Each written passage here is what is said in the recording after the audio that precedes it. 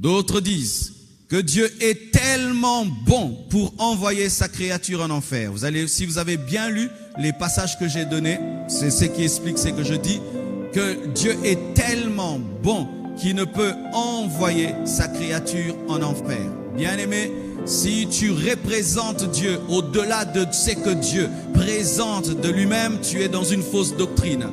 J'entends des gens qui pensent connaître Dieu plus que lui-même. Mais Dieu, lorsqu'il se révèle à nous, lui-même dit, ne craignez pas celui qui détruit le corps, mais craignez celui qui peut envoyer l'âme en enfer. Et c'est qui? C'est lui-même. Il se présente lui-même comme étant celui qui peut envoyer l'âme en enfer. Maintenant, toi, tu viens, tu dis que non, Dieu est tellement bon qu'il ne peut pas envoyer l'homme en enfer. Tu as ta Bible, tu as tes versets bibliques.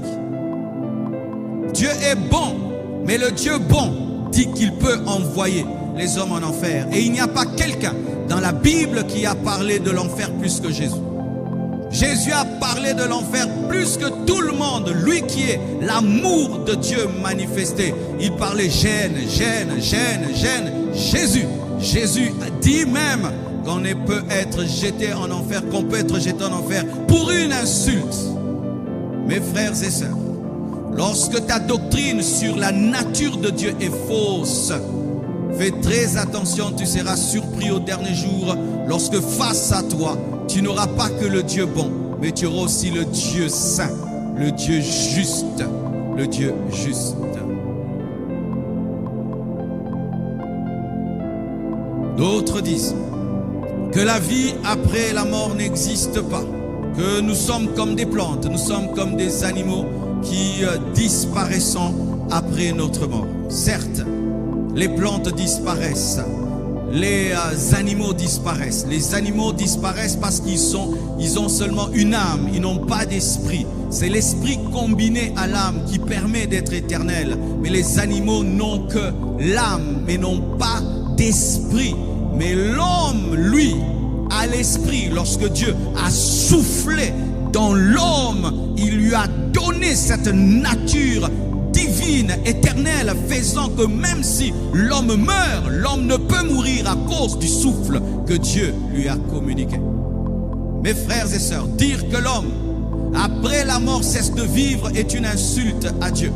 Parce que la dimension réelle de l'homme n'est pas le corps. La vraie dimension de l'homme, c'est le souffle de Dieu. Et ce qui sort de Dieu est éternel. Frère, lorsqu'un homme meurt, il ne meurt pas. Le corps meurt, le cerveau cesse de fonctionner, le cœur cesse de fonctionner, mais l'homme ne meurt jamais. C'est pourquoi lorsqu'on parle de Lazare et du riche, on présente ces deux personnes mortes, mais en train de parler. On nous présente l'homme riche en train de parler. On nous présente Lazare vivant, de sorte que l'homme riche pouvait le reconnaître. On présente Abraham qui est vivant dans la mort. La vie après la mort, c'est ça la doctrine de la Bible. Frère, sœur, la vie que tu as sur cette terre sera peut-être une vie de 80 ans, de 70 ans, le plus robuste 100 ans, 120 ans. Mais après ça, il y a une autre vie qui est plus longue que ta courte vie terrestre. Et il y a des hommes qui veulent ramener la vie de l'homme seulement à cette courte partie que nous avons sur la terre. Un jour, j'ai beaucoup aimé ce que Papa Karambiri a dit. Il a dit, aucun homme sur la terre n'a vécu un jour. J'étais étonné, il a dit ça. Aucun homme n'a vécu un jour. Je dis, mais non, mais Abraham, mais Noé a atteint même 950 ans. Et Adam a atteint 900 et quelques. Mais comment il peut dire ça? Il a dit, pour Dieu, 1000 ans, c'est comme un jour. Un jour comme 1000 ans. Aucun homme n'a atteint 1000 ans. Donc, aucun homme n'a vécu un jour. Et cette courte vie de moins d'un jour dans la dimension de l'éternité, il y a des gens qui veulent nous dire que ce n'est que ça que Dieu nous a réservé. Déjà qu'Adam n'a pas vécu un jour et Dieu a dit que l'homme ne vivra pas plus de 120 ans. Et on veut nous dire que Dieu nous a réservé ces secondes, ces minutes dans l'éternité. l'éternité, c'est tout. Non, mon frère, il y a plus que cela. La vraie vie. La vraie vie commence après la vie. La vraie vie commence après la vie. Cette vie nous prépare à la vraie vie. Cette vie, c'est comme à l'université, c'est la préparatoire de la vraie vie. C'est la maternelle de la vraie vie. La vraie vie. L'homme continue à vivre après la mort. Après la vie, certains disent il y a la réincarnation. C'est archi faux. La Bible dit car il est réservé à l'homme de mourir une seule fois, après quoi vient le jugement. Il présente Jean-Baptiste comme étant la réincarnation d'Élie. Bien-aimés frères et sœurs, la Bible n'enseigne pas la doctrine de la réincarnation. Tu n'as qu'une seule vie. Tu n'as que cette vie. À part cette vie, tu n'auras pas une autre vie. Tu ne reviendras pas 2 fois sur la terre, ni 3 fois sur la terre. C'est ta seule venue sur la terre. Alléluia. Et si pendant cette vie, tu ne donnes pas ta vie à Jésus-Christ, si pendant cette vie, tu ne te consacres pas à Jésus-Christ, tes carottes sont totalement cuites. Tu ne reviendras pas pour croire à nouveau. C'est pourquoi prenez soin de cette seule vie terrestre que vous avez.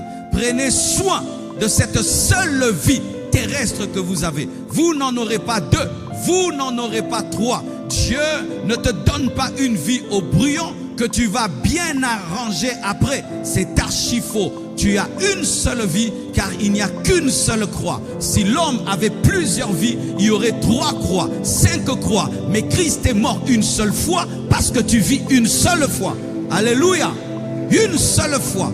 Une seule fois. Et même ceux qui disent que Jean-Baptiste est la réincarnation d'Élie, Élie n'est jamais mort. Alléluia. Frères et sœurs, certains disent que tout le monde ira au ciel. Cela se manifeste souvent dans les deuils. Dans chaque deuil, tous les morts sont sauvés. Oh, Dieu reçoit son âme. Oh, Dieu reçoit son âme. Et lorsqu'on donne des témoignages, tous les morts sont bons. Il était gentil, il était bon. Même le voyou, la prostituée, l'homme le plus bizarre de la terre, tout d'un coup il est sanctifié. Et lorsqu'on fait des gerbes, que ton âme repose en paix, que ton âme repose en paix, bien aimé, Dieu ne reçoit pas tous les morts. Alléluia. Dieu ne reçoit pas tous les morts. Nous sommes tous des créatures de Dieu, mais nous ne sommes pas tous des enfants de Dieu. Car il est écrit à ceux qui l'ont reçu, il a donné le pouvoir de devenir. Et quand on dit devenir, ça veut dire qu'on n'était pas. Alléluia. Ce n'est pas parce que nous sommes nés créatures de Dieu que nous sommes nés enfants de Dieu. Nous devenons enfants de Dieu par la foi au Fils de Dieu. Et il y a des créatures qui ne sont jamais devenues enfants de Dieu. Et ces créatures ne seront pas sauvées. Pour être sauvé, tu dois croire au Fils de Dieu. Nous sommes sauvés par Jésus, pas par la naissance. La naissance ne sauve pas. C'est la nouvelle naissance qui sauve. Et la nouvelle naissance, c'est naître de la parole et de l'esprit par la foi en Jésus-Christ. Alléluia. Ce n'est pas tout le monde qui est allé au ciel. Ce ne sont pas tous les membres de ta famille qui sont allés au ciel. Même si vous avez mis une croix sur la tombe, la croix sur la tombe n'amène pas au ciel. C'est la croix dans la vie qui amène au ciel. Les gens qui ont vécu en inimitié de la croix, lorsqu'ils meurent, on met une croix sur leur tombe. Qui ont même contredit la Bible, contredit la croix, combattu Jésus. Mais quand ils meurent, on met une croix et on dit que ton âme repose en paix. Mais il n'a pas vécu en paix avec Dieu. Comment son âme peut reposer en paix? Frères et sœurs, et on nous dit encore que l'enfer sera plus agréable que le ciel. Un jour même, quelqu'un a dit qu'il aimerait aller en enfer parce que là-bas, vraiment, il y aura la jouissance. Frère, c'est bien d'être blagueur, mais des fois, il faut arrêter de blaguer. Les blagues doivent avoir des limites, frère. Nulle part dans la parole de Dieu, on nous montre la paix en enfer. La Bible nous dit que ce sera un étang de feu et de soufre. Et les hommes grinceront les dents.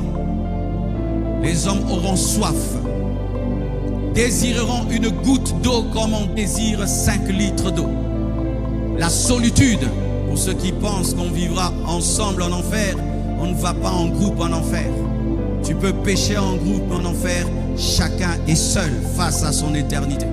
La solitude, les ténèbres, parce qu'on dit les ténèbres du dehors, il n'y a aucune lumière en enfer. Donc, les gens sont dans la solitude, dans les ténèbres, dans le feu, dans la souffrance, dans les regrets, dans l'amplification d'une conscience culpabilisée. Et on dit que là-bas, il y a la joie. Quelle joie! Il n'y a aucune joie, aucun repos. Et le feu de l'enfer, ce n'est pas un feu de 2 jours, c'est pour l'éternité. Et il y a des gens qui osent blaguer avec ça. Ils sont sérieux quand il s'agit des études. Ils sont sérieux quand il faut prendre un avion. Ils sont sérieux quand il faut travailler. Ils sont sérieux quand il faut faire des affaires. Mais quand il s'agit de leur éternité, ils amènent des blagues. Là-bas, nous aurons Michael Jackson, Elvis Presley. Il y a des choses qui doivent pousser à méditer. Quand tu entends un tel enseignement, tu dois méditer et dire, moi, est-ce que j'irai au ciel ou en enfer? Mais pas dire, ah, tu as entendu. Il faut méditer, il faut méditer, il faut méditer. On dit aussi que tous les hommes, le flottement rempli d'ennui. Et c'est la faute des religieux qui ont souvent présenté le ciel comme un lieu où on flotte seulement. On flotte, on dit Alléluia, Alléluia, Alléluia, Alléluia, Alléluia, au siècle des siècles. Bien-aimés frères et sœurs, si quand tu organises une fête, tu veilles à ce que cette fête soit extraordinaire, tu penses que Dieu peut organiser une fête ennuyeuse. Tu as déjà été dans des fêtes où tu te dis, mais non, mais ça c'est extraordinaire. Un humain t'étonne par l'organisation de sa fête. Et alors Dieu, regardez comment les gens sont étonnés par l'organisation de la francophonie. Tout le monde dit waouh, waouh, waouh, waouh. Mais maintenant tu penses que tu iras au ciel, tu ne vas pas dire waouh. Frère, ce sera une...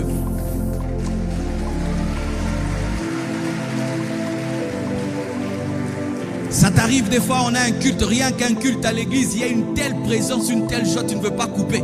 Mais là-bas, il y aura la présence de la présence, de la présence, de la présence, de la présence, de la présence, de la présence. Il suffit que Michael descende d'ici, là, vraiment la gloire tombe. Maintenant, là-bas, il y aura Gabriel, Michael, tous les anges là seront là. Il y aura Paul, il y aura Pierre, il y aura Abraham, il y aura Isaac, il y aura Jacob, il y aura David, il y aura Pasteur Marcelo. Alléluia. Mais il y aura Jésus, le Père, le Saint-Esprit. Et tu dis que nous allons nous ennuyer. Frères et sœurs, tu ne t'ennuieras pas. Toute ta vie, dans l'éternité, tu diras waouh, waouh, waouh, waouh. Heureusement que j'avais cru, heureusement que j'avais cru, heureusement que j'avais abandonné Justine, heureusement que j'avais abandonné l'alcool, heureusement que j'avais cru en Jésus, heureusement que j'avais persévéré, heureusement que j'avais tenu bon, heureusement. Et en plus, ce sera gratuit. Il n'y aura pas de droit d'entrée, il n'y aura pas de paf. Tu crois seulement, tu entres, lavé par le sang, gratuitement. La fête des fêtes sera gratuite. Donne-moi un amen. Donne-moi un amen. Alléluia. L'événement des événements mais non payants. Si tu rates ça, vraiment, vraiment, c'est gratuit. Tu crois seulement, tu entres. Crois seulement, tu entres. Crois seulement, tu entres. Et tu rates ça, pourquoi? Parce que toi, tu voulais vivre avant de croire.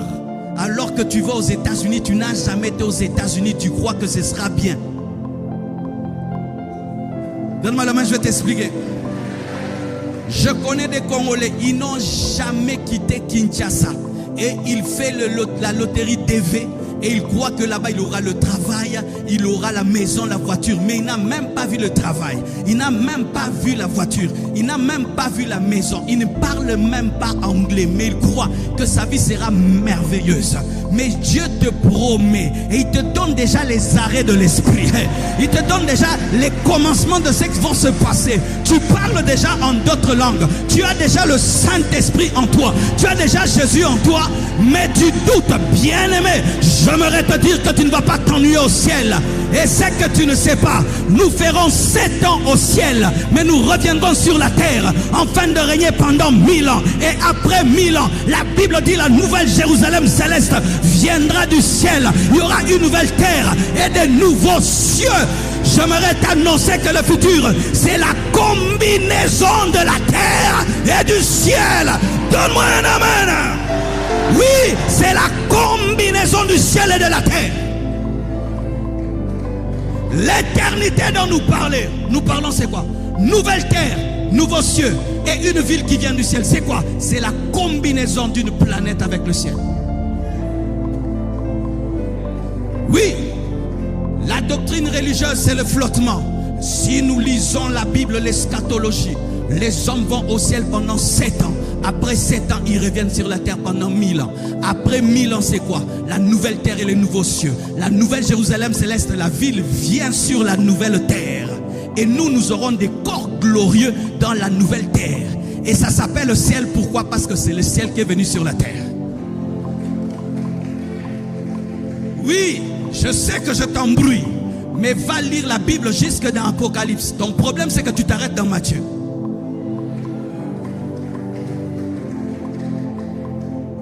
Quand on te dit que tu iras au ciel, c'est que le ciel viendra sur la terre. Mais pour entrer dans cette combinaison, tu dois croire en Jésus-Christ.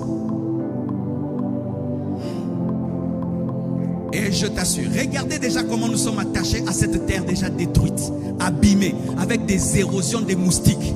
Quand on veut te tuer, tu fuis. Mais déjà, cette terre est détruite. Le désert qui avance, le réchauffement de la planète. Mais voyez comment nous sommes attachés à cette terre détruite. Quand Dieu regarde cette terre, c'est comme un habit qui est en lambeaux. Mais Dieu va donner un nouveau vêtement. Maintenant tu veux dire que cette terre en lambeaux dépasse la nouvelle terre. Comment? Depuis quand le lambeau est plus que la nouveauté? Tu as jeté ton téléphone là, gring, pour avoir un smartphone. Et cette terre c'est le gring. Nous aurons la terre smart, où nous marcherons sur l'or. Le goudron ce sera le diamant. Les caniveaux ce sera l'or. Makele Brosaya. Donne-moi un amen que je t'explique. Il n'y aura pas le fleuve Congo. Il n'y aura pas l'océan Atlantique. Parce qu'il n'y aura pas de pluie.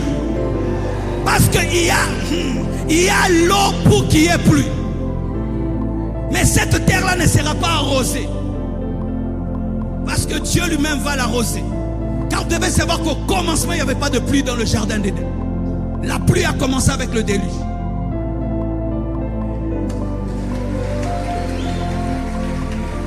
Alléluia. Il n'y aura pas de soleil. Dieu lui-même sera le soleil. Il n'y aura pas de temple. Dieu lui-même sera le temple. Donc on ne dira pas je vais à l'église parce que tu seras en permanence dans la présence de Dieu. Je te présente les nouveaux cieux et la nouvelle terre et la nouvelle Jérusalem céleste. Tu vas à Dubaï, tu regardes les immeubles, tu dis mais qui a construit ça? Un homme comme toi construit un immeuble, tu regardes, tu veux même tomber. Mais la nouvelle Jérusalem céleste sera construite par l'architecte des architectes. Si tu veux respecter l'architecture divine, regarde la cellule. Dans la cellule, il y a des atomes. Il y a des milliards d'atomes dans une cellule. Et quand tu regardes même un diamant, mes frères, c'est une architecture terrible. Quand tu étudies une cellule, une architecture terrible. Si dans quelque chose d'invisible, il peut y avoir de l'architecture, maintenant dans une ville créée par Dieu lui-même. Dubaï, ce n'est même pas la toilette de la nouvelle terre et des nouveaux cieux. Même pas la toilette, même pas la toilette de la nouvelle terre et des nouveaux cieux. Même pas la toilette. Mais gratuitement. Mais gratuitement. Mais gratuitement. Mais gratuitement. Mais gratuitement. Mais gratuitement. C'est pourquoi il y aura l'enfer. Parce que l'enfer est l'équilibrage de la bonté divine. Quand Dieu donne gratuitement et tu refuses, tu ne peux avoir que l'opposé. L'enfer, c'est l'opposé de la nouvelle terre et des nouveaux cieux. C'est l'opposé de l'éternité dans le bonheur. En soi, ceux qui sont en enfer expérimentent éternellement ce qu'ils ont voulu. Je te présente le chaud et le froid. Si tu refuses le chaud, tu as quoi? Je te présente la lumière et les ténèbres. Si tu refuses la lumière, tu as quoi? Je te présente la nouvelle terre et le nouveau ciel. Si tu refuses, tu as quoi? Il n'y a pas le purgatoire. Mes amis, il n'y a pas le purgatoire, mes amis. Ce sont mes amis, mes amis. Donne-moi un amen que je parle. Je suppose qu'ici, la plupart d'entre nous, nous sommes des chrétiens. Entendre un tel message, mes frères et sœurs, est un grand jugement. Connaître la parole comme nous la connaissons, mes frères, est un grand jugement. Une fois que tu as entendu l'évangile, ton oreille a entendu. Et c'est en fonction de ce que tu connais que Dieu te jugera au dernier jour. De deux. Frère, toi qui es tenté de rentrer dans le monde, de rentrer dans le péché, à cause d'une tentation, à cause des épreuves, de la souffrance de ce monde, frère, fais très attention. Persévérer, aller jusqu'au bout, que rien ni personne ne vous sépare de l'amour de Dieu. Rien et rien et rien. Je ne raterai pas le ciel pour l'argent. Je ne raterai pas le ciel pour une femme. Je ne raterai pas le ciel pour la gloire. Je ne raterai pas le ciel pour les honneurs. Je ne raterai pas le ciel pour des miracles et des prodiges. Je ne raterai pas le ciel pour avoir une grande église. Je ne raterai pas le ciel pour avoir de l'influence. Je ne raterai pas le ciel pour avoir des maisons et des voitures. Je ne raterai pas le ciel, même s'il y a des chrétiens qui abandonnent. Je ne raterai pas le ciel, même s'il y a des pasteurs qui abandonnent. Je ne raterai pas le ciel, même si le péché grandit et grandit et grandit et grandit et grandit. Je ne raterai pas le ciel, quelle que soit la dimension de l'idole qui est élevée. Je serai comme Daniel, debout, Abnego Meshach, debout. Décide, s'il faut que tu ailles seul, va au ciel seul, va au ciel seul. Tu n'as pas besoin d'être accompagné.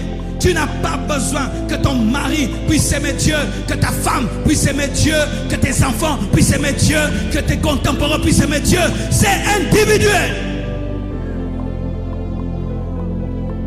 Alléluia. C'est individuel.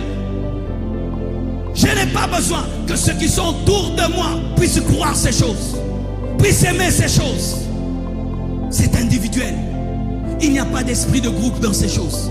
Tu vois, quand je prêche là, il y a des décisions qui naissent dans ton cœur. C'est ton cœur, ce n'est pas le cœur de ton voisin. De deux qui seront dans une même maison, l'un sera pris, l'autre laissé. De deux qui seront dans un même lit, l'un sera pris, l'autre laissé. De deux qui seront en train de faire le même travail à la meule, l'un sera pris, l'autre laissé. Quand tu entends la parole, c'est toi qui as entendu. Peut-être que ton voisin n'entend que du bruit. Il n'entend que du bruit. Il est venu seulement au 30 matin. Mais toi, tu as compris quelque chose. Une lumière t'a été donnée pendant qu'on prêche. C'est le jour de ton salut.